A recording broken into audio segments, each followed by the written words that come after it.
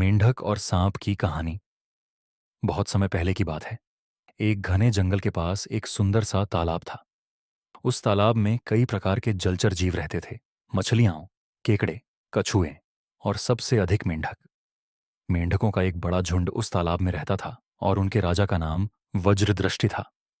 वह बहुत समझदार और चतुर मेंढक था, लेकिन हाल ही में वह बहुत परेशान रहने लगा था। कारण था उसके ही कबीले के कुछ मेंढकों का उद्दंड व्यवहार। वे उसकी आज्ञा नहीं मानते थे और हर समय उपद्रव मचाते रहते थे। राजा वज्रदृष्टि ने कई बार उन्हें समझाया, लेकिन वे उसकी बात नहीं सुनते थे। वज्रदृष्टि के मन में एक योजना आई। उसने सोचा कि यदि कोई ताकतवर जीव उसकी मदद करे तो वह इन उद्दंड मेंढकों को अनुशासन में ला सकता है। यह सोचकर वह तालाब के किनारे बैठकर विचार करने लगा। इसी बीच जंगल के पास एक पुराना सांप रहता था, जिसका नाम कालिया था। कालिया अब बूढ़ा हो चुका था और शिकार करने में असमर्थ था। उसे भोजन की तलाश थी, लेकिन उसकी फुर्ती अब पहले जैसी नहीं रही थी। एक दिन वज्रदृष्टि तालाब के पास बैठा था कि तभी उसकी नजर कालिया सांप पर पड़ी। सांप भी बहुत थका हुआ और कमजोर दिख रहा था। वज्रदृष्टि ने एक चालाक योजना बनाई और सांप के पास जाकर कहा, सांप भाई, तुम बहुत कमजोर लग रहे हो। क्या तुम्हें भोजन नहीं मिल रहा? कालिया ने उदास स्वर में उत्तर दिया, हाँ मेंढक राजा, अब मैं पहले जैसा नहीं रहा। अब मुझसे शिकार नहीं होता और इसी कारण मैं भूखा रहता हूं। वज्रदृष्टि को अपनी योजना को अंजाम देने का सही अवसर मिल गया।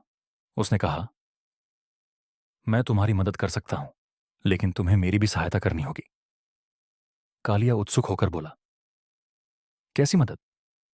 मेंढक राजा ने जवाब दिया, मेरे तालाब में कुछ उद्दंड मेंढक हैं जो मेरी आज्ञा नहीं मानते। यदि तुम उनका भोजन कर लो तो मेरा भी भला होगा और तुम्हें भी भोजन मिल जाएगा। सांप को यह प्रस्ताव पसंद आया।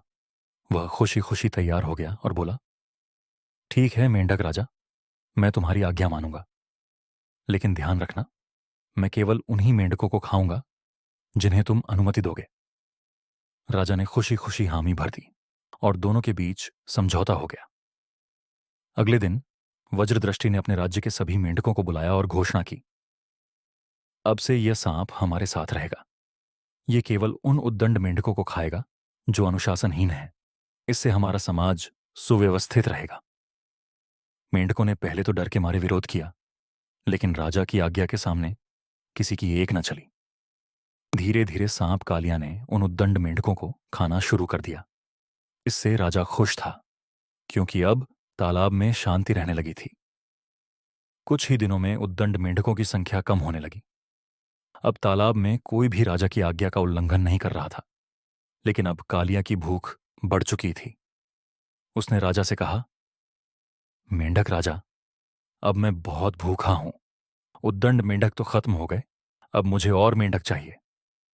राजा वज्रदृष्टि ने मना किया, नहीं, तुमने केवल उद्दंड मेंढकों को खाने का वचन दिया था।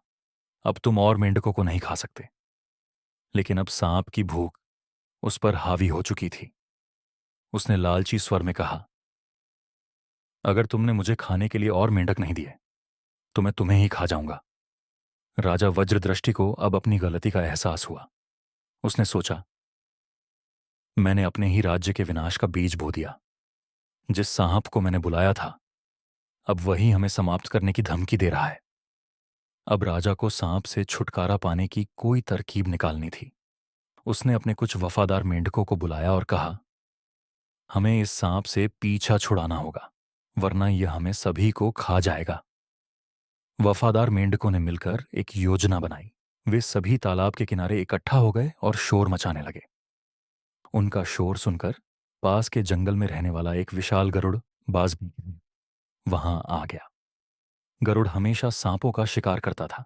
जैसे ही उसने एक मोटे और आलसी सांप को तालाब के पास देखा, वह झपट्टा मारकर उसे अपने पंजों में पकड़कर ले गया।